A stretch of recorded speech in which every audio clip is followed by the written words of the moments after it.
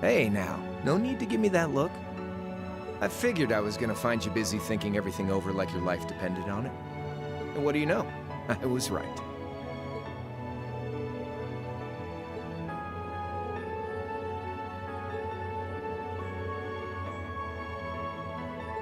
It's tough being popular. If you joined us, I could get away with doing half the work I am now. So come on, stop freaking out about it so much and make a choice.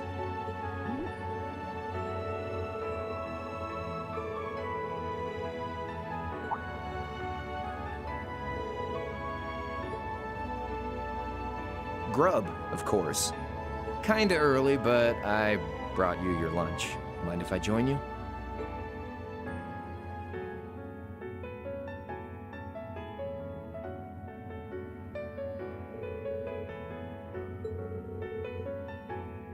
Oh, that kind of food more your thing?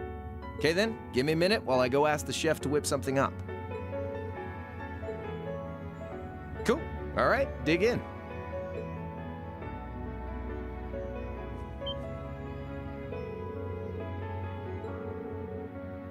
Yeah, they're called fish burgers. Pretty good, right?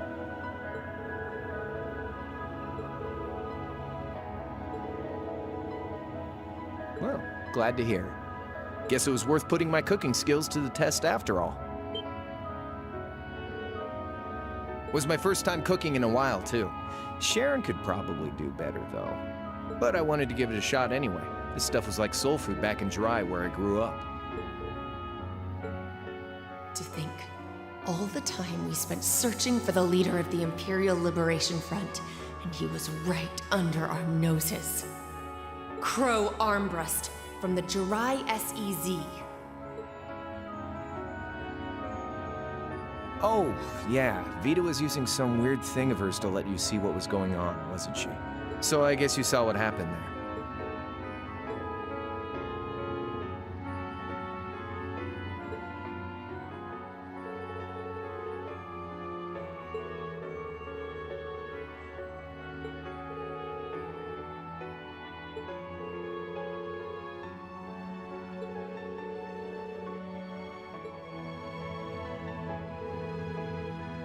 Yeah, by pure coincidence. It's changed a lot since I was last there, so it was kind of surreal being back again. But it was nostalgic in its own way, too.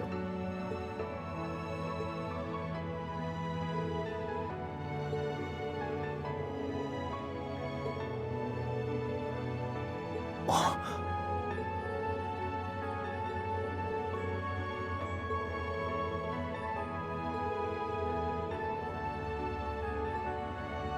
Where's the fun in prying into a guy's past? Save all that talk for your number one in class. Who's the lucky girl anyway? Elisa? Laura? Emma? Fee? And don't tell me it's Milliam, because, you know, it...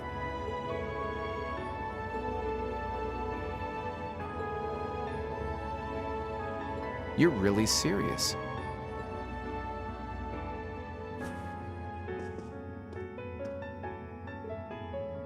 My past really isn't that big of a deal, you know. It's got nothing on yours, that's for sure. If you find yourself thinking that's all when I'm done, well, I warned you. So, you really want to know?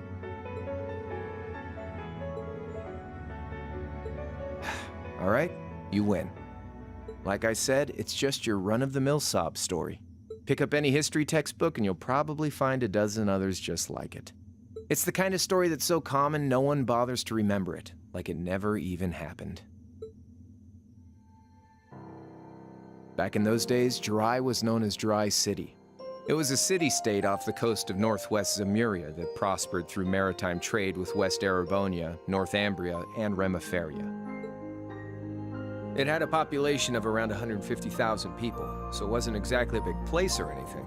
Because of that, the surrounding nations left it alone and let us live out our days in peace. We were pretty fortunate, all things considered, until about 20 years ago.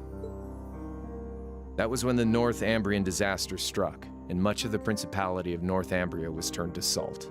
And as a result, trade on the northwest shore was reduced to virtually nothing. Day after day, Jirai's prosperity started to fade away. Still, it wasn't all bad. We had our fishing, our historic landmarks, our septium mines. We could make use of those to get trade going again, both to keep our state running and to help out Northumbria. In fact, the one who advocated that approach was the mayor, my grandfather. He was the last mayor Jirai City ever had. He was a stubborn old bastard, but he had this wry sense of humor and was well loved by everyone. I lost my mom and dad early, so he was also my only living relative. He taught me just about everything a guy could know. He was like a mom, dad, and your old master rolled into one, I guess. Anyway, fast forward to 10 years ago. Out of nowhere, we received this proposal from the Erebonian government. They said they wanted to extend a railway line from Heimdall all the way to Jirai. We relied on the sea for trade before, but there wasn't any reason to believe we couldn't benefit from being connected to Heimdall by rail.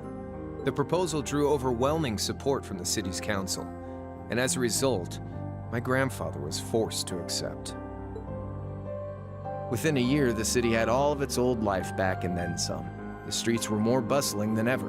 But keep in mind, this was a result of huge amounts of imperial capital flowing into the city. Land and buildings we once treasured were bought up left and right. Everything became a target for investment. People only cared about making money.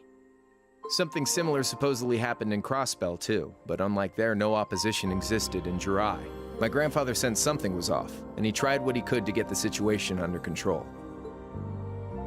Then one day, someone blew up the railway line leading to Jirai. Everyone demanded that it be repaired as quickly as possible. Everyone except the imperial government. Instead, they panned our national security arrangements for being insufficient and threatened to withdraw all imperial capital. The city was left in an uproar like we'd never seen. Shares plummeted, and with no one able to ascertain the culprit's identity, chaos reigned. That was when he showed up. Chancellor Gileath Osborne, in his third year as representative of the imperial government, personally came to Jirai. We then received a second proposal. The restoration of the railway and its future security will be seen to by the Imperial Army. In return for our continued assistance in safekeeping, Jirai will come under the wing of our glorious empire and attain even greater prosperity as a special economic zone. The timing was too good to be true, really. Realizing this, my grandfather staunchly opposed the idea. He tried everything he could to convince the city's council to reject the offer. Unfortunately, once you taste the sweet fruit of prosperity, it's hard to want to go back. The council, made up of influential merchants and all their greed, jumped at the offer.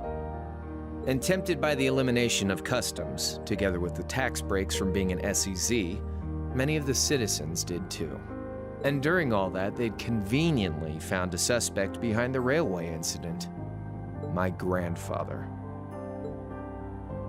He loved Jirai more than anyone, and up till then, its people loved him too. And yet, virtually overnight, he found himself facing the wrath of both the city's council and the citizens alike. Left with no choice, he resigned from his position as mayor, and Jirai formally became part of the empire. Both of these things happened on the same exact day. That was 8 years ago. Naturally, everyone knew my grandfather wasn't the one who did it. They knew who was really responsible. They just turned a blind eye to the truth. See? I warned you. Just your run-of-the-mill sob story.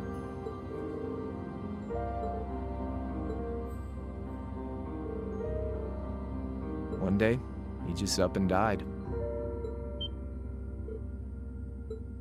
Once he resigned, the whole affair with the railway getting blown up was all but forgotten.